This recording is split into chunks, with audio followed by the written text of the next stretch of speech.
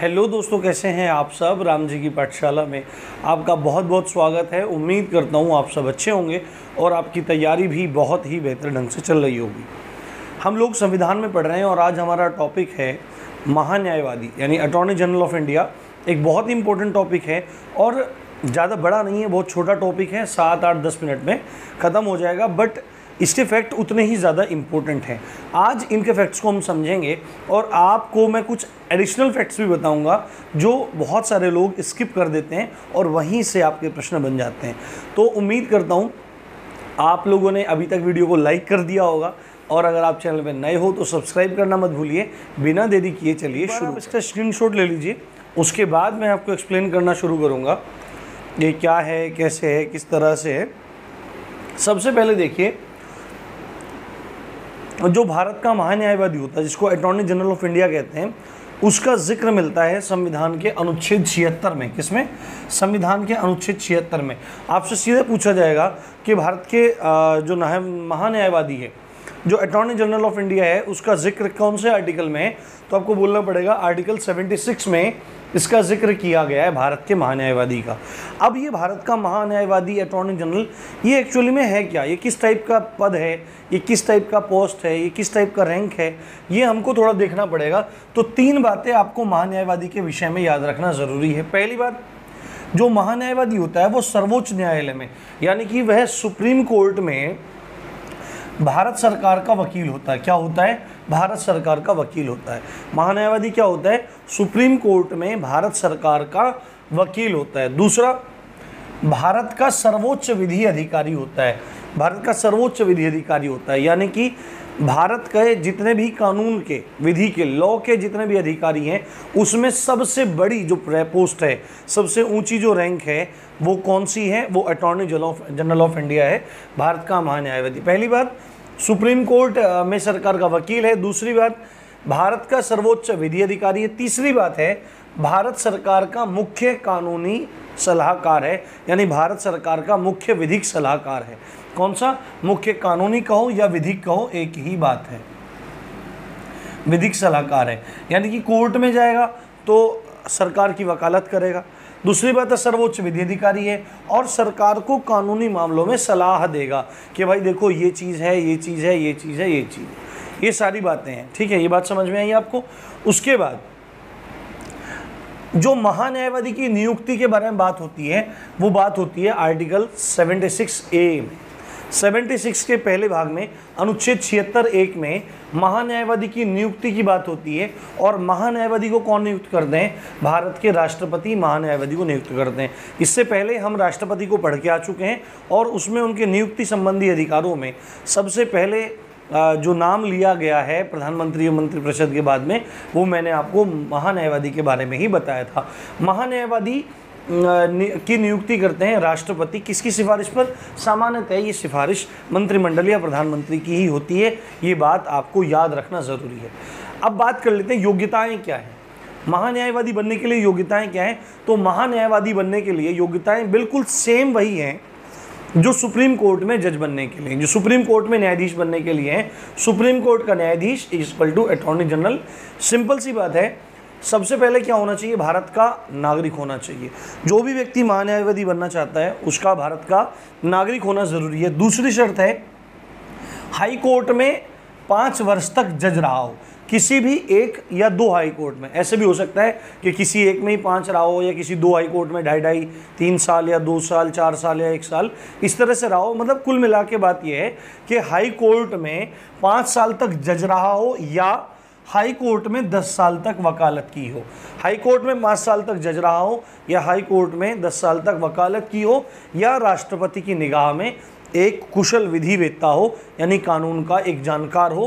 तो ये योग्यताएं होती हैं किसकी? आपकी सुप्रीम कोर्ट के न्यायाधीश की और अटॉर्नी जनरल की। ये आपको ध्यान रखना है, यहाँ से आपका प्रश्न बन सकता है। उसके बाद देखो, कोई ना कोई जो पद होता है उसकी पदावधि होती है। प्रधानमंत्री पद की पदावधि, इस तरह लोकसभा की पदावधि है, लोकसभा की अवधि है, कार्यकाल है। तो हर चीज़ का अपना अपना कार्यकाल होता है। सामान्यतः एक जो कर्मचारी है उसकी भी आयु का मतलब उसका भी कार्यकाल है कि 60 वर्ष की आयु तक ही वो कार्य करेगा।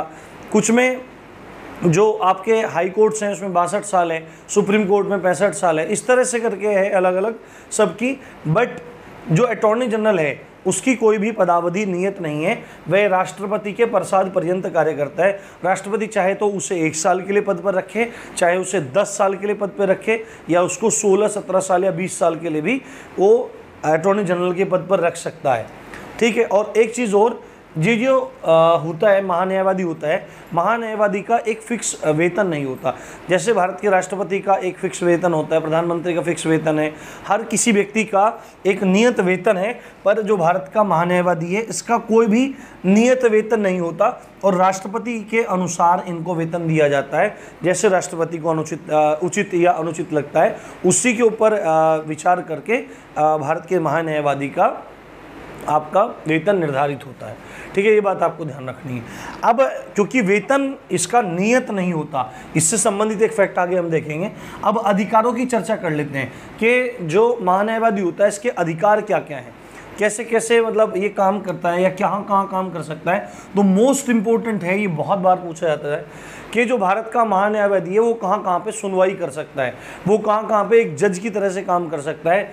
तो भारत के किसी भी न्यायालय में सुनवाई कर सकता है। भारत के राज्य क्षेत्र के अंदर जो कोई भी न्यायालय है, सुप्रीम कोर्ट है, हाई कोर्ट है, डिस्ट्रिक्ट कोर्ट है, लोक अदालत है, कहीं भी जहां पर भी न्यायालय संबंधी बातें होती हैं, न्यायालय संबंधी कार्यवाहियाँ होती हैं, वहां पर भारत के महान्यायवादी को अधिकार है कि वह वहां जाकर क्या कर सकता है, सुनवाई कर सकता है और निर्णय दे सकता है। उसके बाद आर्टिकल 88 एक बात बोलता है, आर्टिकल 88 दो अनुच्छेद संबंधित हैं किससे, महान्यायवादी से, एक 76 और एक 88। 76 में बात आती है महान्यायवादी के पद की और नियुक्ति की, और 88 में बात आती है कि भारत के महान्यायवादी को संसद की कार्यवाहियों में भाग लेने की अनुमति है, संसद की कार्यवाही में भाग लेता है। ठीक है, संसद का अगर संयुक्त अधिवेशन हो रहा है, 108 मैं पढ़ा के आ चुका हूँ आपको, संयुक्त बैठक हो रही है अनुच्छेद 108, ठीक है, या कोई समिति की बैठक हो रही है, तो भारत का महान्यायवादी वहाँ पर भाग ले सकता है, अपनी बात रख सकता है, इतना अधिकार होता है। और एक संसद के एक सदस्य को जो विशेषाधिकार और उनको मतलब सब सुविधाएं प्राप्त होती हैं, वही सुविधाएं भारत के महान्यायवादी को भी प्राप्त होती हैं।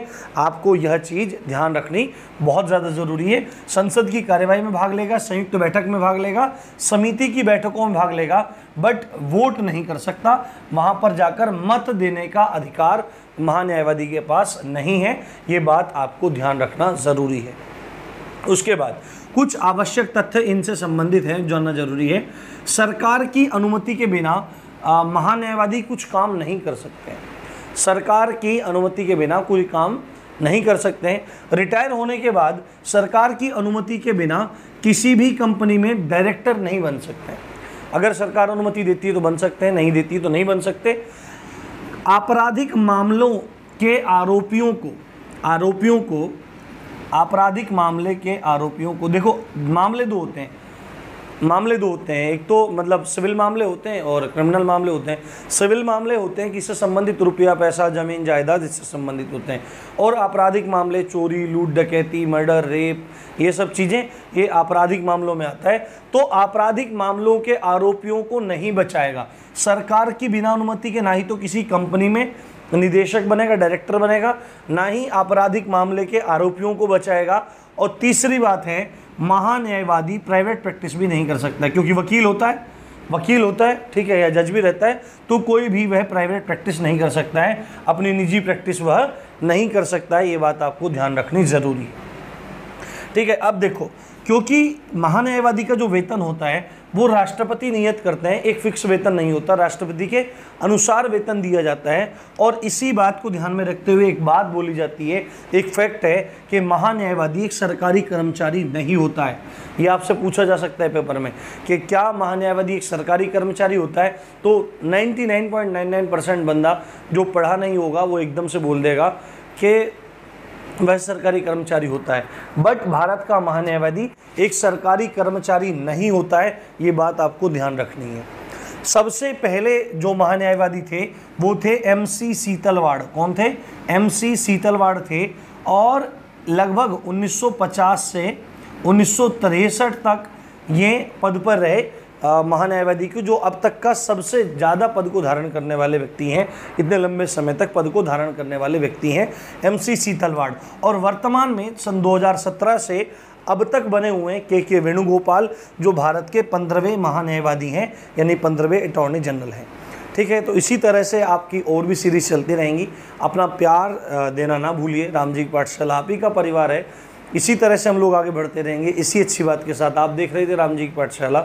मैं हूँ राम भारद्वाज। जय हिंद, जय भारत।